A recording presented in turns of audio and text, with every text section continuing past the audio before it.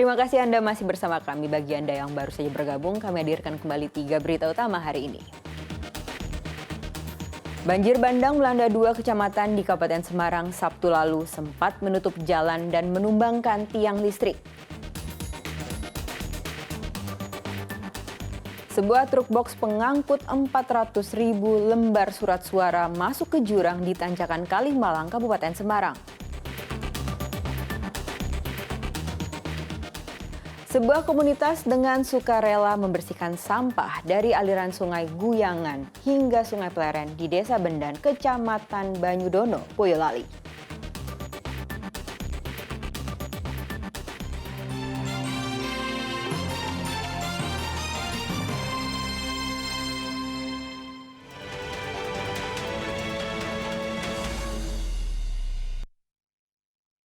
Kasus pemukulan seorang anggota TNI kepada relawan Capres-Cawapres yang menggunakan knalpot bising atau brong di area Kompionif Rider. Kini Polda Jawa Tengah menggelar razia knalpot brong secara masif.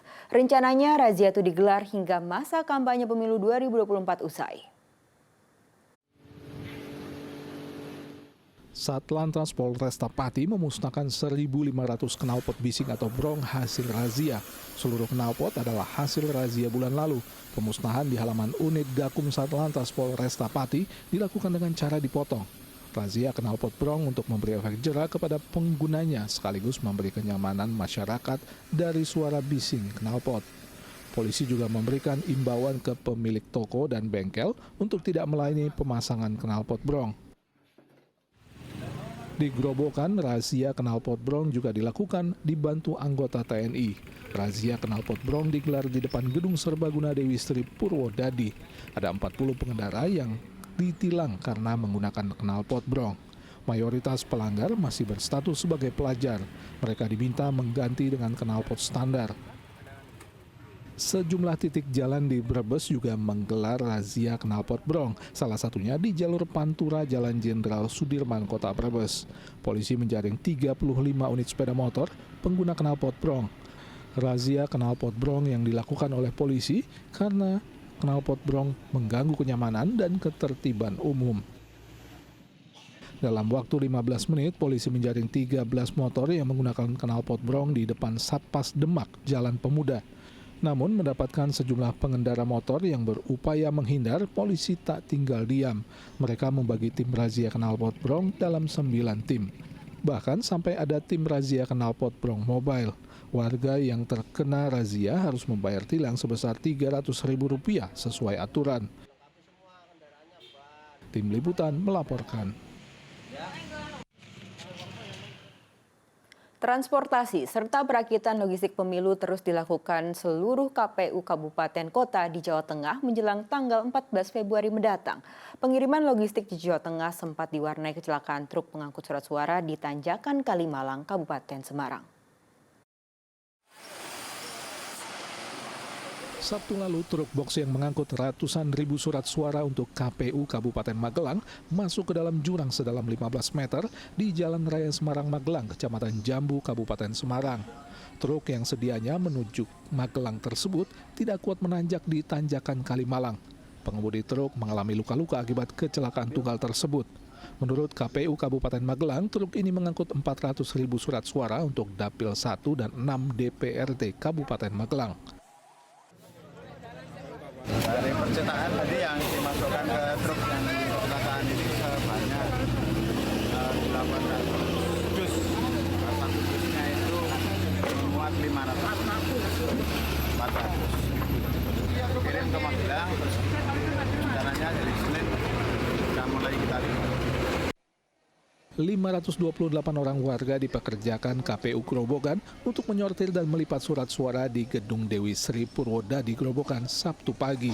Mereka menyortir dan melipat surat suara DPR RI diawasi oleh anggota KPU, Bawaslu, dan polisi untuk mencegah penyalahgunaan surat suara. Ada lebih dari 1,5 juta surat suara yang akan dilipat dan ditargetkan selesai dalam waktu 4 hari. KPU Blora juga telah memulai penyortiran dan pelipatan 719.000 surat suara caleg DPR RI di gedung PKPRI Blora Sabtu lalu. 160 orang warga yang bekerja menyortir dan melipat surat suara sebelumnya sudah mengikuti seleksi buta warna sebagai persyaratan utama. Sebagian mereka sudah berpengalaman karena sudah pernah mengikuti pelipatan surat suara pada pemilu 2019 lalu.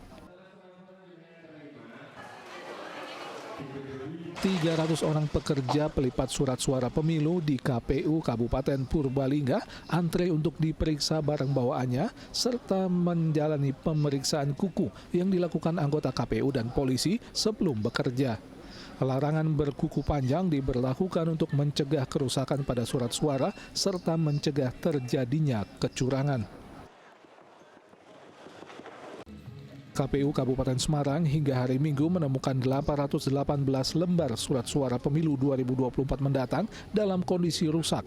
Kerusakan berupa noda, warna yang menutup nama calon legislatif, lambang partai politik, serta kertas yang kusut dan sobek, serta terdapat lubang pada kertas yang mengesankan surat suara telah dicoblos. Hasil ini didapat dari hasil sortir 285.000 lembar surat suara. KPU Kabupaten Boyolali hari Minggu baru menerima logistik ribuan surat suara untuk pemilihan presiden dan wakil presiden serta alat bantu coblos untuk para disabilitas tunanetra. Kedatangan surat suara pemilu dikawal ketat anggota polisi dan Bawaslu Boyolali. Dengan tibanya surat suara Pilpres, KPU Kabupaten Boyolali telah menerima surat suara Pilpres, DPR RI, DPRD Provinsi, dan DPD RI. Namun untuk surat suara DPRD Kabupaten Kota baru hari Senin tiba di Boyolali. KPU Kabupaten Boyolali telah mengerahkan 500 orang untuk melipat kertas suara. Penyortiran dan pelipatan surat suara yang dilakukan 390 orang pekerja di Kebumen menemukan surat suara yang rusak. Kerusakan berupa surat suara kotor, lusuh dan sobek, serta noda warna yang masuk dalam kolom pilihan. Jumlah surat suara yang rusak akan dilaporkan untuk mendapatkan surat suara pengganti dari percetakan. Untuk menjaga keamanan gudang logistik pemilu di Kebumen, Polres Kebumen mengerahkan anjing pelacak untuk melakukan penyisiran terhadap kemungkinan adanya bahan peledak atau barang berbahaya lainnya. Penjagaan menggunakan anjing pelacak dilakukan pada 4 gudang yang digunakan menyimpan logistik pemilu 2024. Unit K9 Satsama Polres Kebumen memiliki 5 ekor anjing pelacak dengan kemampuan yang berbeda-beda, di antaranya pengendalian huru-hara, mendeteksi narkotika, dan mendeteksi bahan peledak. Penjagaan gudang akan terus dilakukan hingga seluruh rangkaian pemilu 2024 usai. Tim Liputan melaporkan. Memeriahkan pemilu 2024, mahasiswa Politeknik Harapan Bersama Kota Tegal menggelar debat politik. Para mahasiswa akuntansi itu berdebat dengan tema sosok pemimpin Indonesia yang berkeadilan sosial. Debat menjadi bagian penting dalam pemilu karena jadi panggung para calon pemimpin bangsa untuk adu argumen dan gagasan. Prinsip itu yang mendorong mahasiswa program studi akuntansi Politeknik Harapan Bersama Kota Tegal penyelenggara debat di aula kampus. Dengan mengusung tema sosok pemimpin masa depan yang berkeadilan sosial, para mahasiswa sementara ini beradu argumen terkait tema tersebut. Mahasiswa menyambut baik kegiatan debat karena menjadi saluran untuk menyampaikan pemikiran dan pendapat di muka umum. Itu sangat antusias. Kemudian yang kedua itu saya bisa mengeluarkan pendapat saya tentang kepemimpinan yang berkeadilan sosial. Dan tentunya sebagai mahasiswa akuntansi juga kita itu perlu pemimpin. Jadi pemimpin itu nggak melulu tentang laki-laki, bahwa perempuan itu juga bisa menjadi pemimpin seperti itu. Kemudian pemimpin yang adil itu kita tidak hanya membandingkan satu orang dengan satu orang yang lain seperti itu. Dan kemudian itu juga berealisasi dengan di bidang akuntansi. Jika kita nggak balance, kita nggak adil. Debat dengan tema pemimpin yang keadilan sosial juga tak lepas dari prinsip akuntansi yang dipelajari di bangku kuliah. Soal ekonomi yang adil untuk mensejahterakan rakyat. Mereka menyampaikan sesuatu gagasan tentang kepemimpinan, maka perspektif kepemimpinan yang berkeadilan. Berkeadilan itu kan ada di dasar pemikiran dasar-dasar Pancasila berkeadilan. Itu memang kan yang diharapkan bagaimana kita menjadi mencetak mahasiswa, walaupun mahasiswa akuntansi, tapi di akuntansi juga ada prinsip keadilan dalam pembuatan laporan yang benar. Penyelenggara debat mahasiswa di kampus akan rutin digelar untuk melatih mahasiswa berani berpendapat atau berargumentasi secara bertanggung jawab.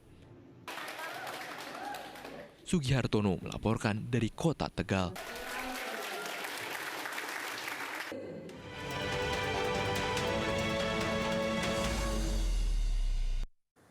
Hadapi musim penghujan, sejumlah relawan peduli sungai yang tergabung dalam komunitas Adri Jawa Pujangga Pengging Boyolali membersihkan sampah di aliran sungai Guyangan dan sampai Sungai Pleret di Desa Bedan, Kecamatan Banyudono, Kabupaten Boyolali. Aksi bersih-bersih sungai untuk menjaga warga agar peduli pada kebersihan sungai. Toto Sudaryanto bersama sejumlah relawan peduli sungai dari Jawa Pujangga Pengging bergerak membersihkan sampah di aliran Sungai Guyangga hingga Sungai Pleret di Desa Bendan, Kecamatan Banyudono, Kabupaten Boyolali. Sungai sepanjang 3 km ini dibersihkan dari sampah rumah tangga hingga sampah pohon bambu yang menumpuk dan mengganggu aliran sungai. Dengan berbekal alat seadanya, kelompok ini mengumpulkan sampah yang bisa diangkut. Meski tidak bisa membersihkan seluruh sampah, tapi setidaknya akhir ini bisa mengurangi dampak banjir yang bisa timbul di musim hujan. Dan kita bersihkan sungai itu ya rumputnya dalam rangka dipatut atau dipercantik. Nah ini sudah masuk musim penghujan, kita panen sampah tapi panen sampah. Tadi sebelum kita bersihkan banyak sekali carang-carang bambu, kemudian sampahnya juga luar biasa. Nah ini kita kurangi. Maksudnya apa? Maksudnya adalah dalam rangka mitigasi bencana. Mohon maaf, mohon izin kepada Dinas Lingkungan Hidup terpaksa sampah kami bangkar. Kenapa? Karena keterbatasan tenaga kami tidak mampu untuk kami angkat ke atas, sehingga carang-carang bambu itu terpaksa kami bakar di bawah, setidaknya mengurangi tumpukan sampah yang berakibat nanti menjadi potensi banjir. Gitu. Adanya komunitas yang lahir sejak 2017 dinilai membantu perangkat desa dalam menjaga kebersihan sungai. Perangkat desa juga berharap warga yang tinggal di bantaran sungai tidak membuang sampah sembarangan. Untuk selalu mengajak dan menjaga untuk kebersihan sungai di wilayah Pengging. Karena saya yakin kalau saya sendiri dengan Pak Toto dan teman-teman itu untuk mengurusi sungai yang selebar dan sepanjang ini saya sendiri tidak bisa. Makanya kami ingin selalu mengedukasi warga untuk mengajak selalu merawat dan membersihkan sungai. Setiap kali bersihkan sampah di sungai, tidak kurang dari 20 hingga 50 kg sampah terangkut. Namun sebagian sampah dibakar agar tidak menyulitkan. Yulianto melaporkan dari Boyolali.